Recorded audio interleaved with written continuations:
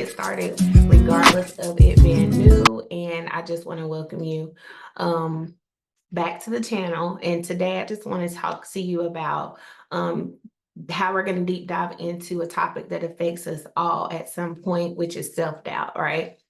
So, self-doubt, whether you're preparing for an important presentation, or in our case, because I want you to share your story with my publication and also with my podcast to get more familiar and comfortable with telling people about who you are. In those cases, like I said, starting a new job, doing interviews, even pitching yourself to publications and other places where you can share your story, we know that self-doubt can creep in and hold you back, right? Which is horrible. But don't worry about it. Today, we're going to be here to help you overcome it. So let's go ahead and jump into our top strategies and techniques to conquer self-doubt, okay? So the first thing is acknowledging your self-doubt. Listen, I get it. We've all dealt with it. And sometimes, like, it's hard to believe that we are actually doubting ourselves because we're supposed to be the ones that's always strong for ourselves, right? But it happens. So the first step is to acknowledge that you have this self-doubt. And it's completely normal to feel uncertain or insecure from time to time. It happens. We're human, but let's recognize these feelings, which is going to be like the first step to addressing these feelings, right? So let's take a moment to identify what is exactly causing you to have self-doubt. Like, is it your fear of failure? Is it comparison to others? Is it judgment? Is it lack of experience? So, it's like figure out what it is, right? Figure out what the root cause is, so it can help you tackle that head on. So acknowledge your self-doubt. The second thing that we have is you got to challenge those negative thoughts. It is so easy to fall into your own mind, right? Sometimes we be like, oh, I got to get out of my mind. Well, let's challenge the mind. Let's challenge the way that you think, your thought process, because self-doubt, it often stems from traditional beliefs and negative self-talk. So when you start, hearing yourself say, I can't do it, I'm not capable, I'm not qualified, I'm not good enough, you need to stop and ask yourself, if those things that you're saying about yourself is really true. Like, ask yourself, are you really not capable? Are you really not good enough? I'm just saying, like, when you start asking yourself those type of questions and really deep diving into those questions, you will find out that you really are capable. You really are worthy. You really do have a story to share and to tell, right? You really do have a voice that needs to be heard. You really can help somebody else move to the next level by your testimony, right? So that's the second one. How you gonna move through those negative challenges is you're gonna start replacing those negative thoughts with positive affirmations, telling yourself and reminding yourself that you're strong, you're confident, you have these past achievements. And even from those past achievements, the progress that you've made, remind yourself that, yeah, I made, I succeeded here. It took me a while to get here, but I made it. So definitely start doing that positive self-talk, because it could change and boost your confidence like that. And that's what we're looking for. We need boosted confidence. So yeah, challenge those negative thoughts, sis. All right. So also, let's set realistic goals.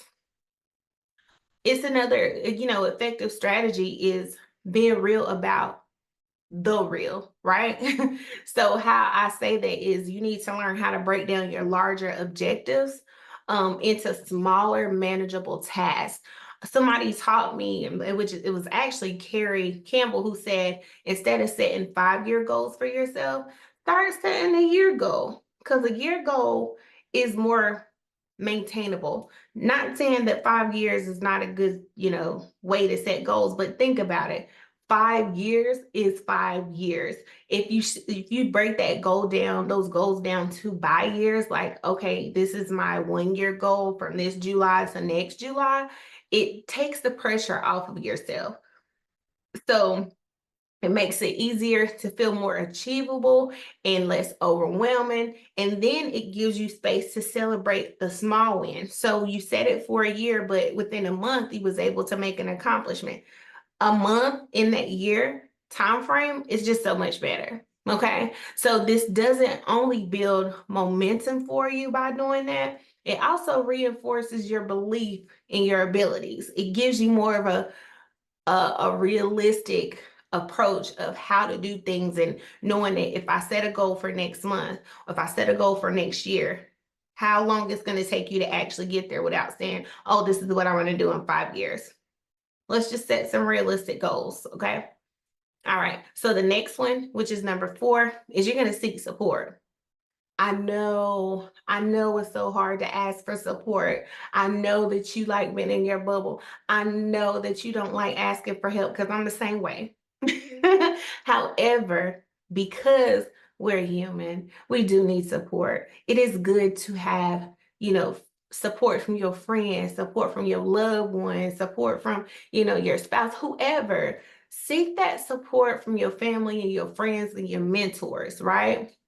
It matters. You got to surround yourself with encouraging people who believe in you. And it's all about having that, because sometimes, even if it's not your family, it can be your friends. It can be the people that you go to church with. It can be the people that you meet, at the party, whatever. Having those positive people around you, and just talking things out can provide a fresh perspective, and it can boost your confidence, because you don't have to be alone in this journey. Okay, you're never alone. You're only alone because you choose to be, and you don't have to. So definitely seek out that support.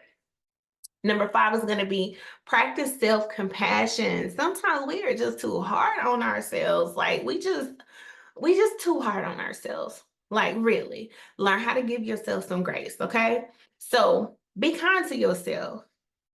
Just like you kind to your homegirls, just like you kind to your coworkers, and the lady at the grocery store that drops her fruit, you know, or somebody that bumps into you accident. Be that the same way that you're kind to them, be that type of kind to yourself. Okay? Be that type of kind to yourself, because we're bound to make mistakes, and failure is just something that happens. And even if it seems like it's a fail, 9 times out of 10, it's really not a fail. It's just our perspective of how we perceive ourselves from not reaching that particular milestone or that particular goal. So I want you to use that same kindness with yourself and understanding that you would offer to others. Okay. So always practice self-compassion. Always, always. So in saying that, I want to um remind you that those are our tips for overcoming self-doubt. And remember that self-doubt is a natural part of life, but it doesn't have to hold you back. And I want you to get more familiar with pushing that self-doubt away, because you need to acknowledge it, and you need to challenge your negative thoughts. You need to set those realistic goals. You need to seek that support, and you need to practice self-compassion so you can share your story, not just with my publication, which I want you to do, but with the world, with other people that are around you, to make an impact to them. Because the stronger that you are, and the stronger that you are, the more resourceful you become, and the more open you get to sharing your story. The more open you get with building, that self-confidence, and doubt doesn't have any room to be there once you remove it with all of these things that I've helped you with on today. So if you found these tips helpful, give this video a thumbs up, and don't forget to subscribe to my channel on today for more content like this. Thanks for watching. I'm going to see you next time.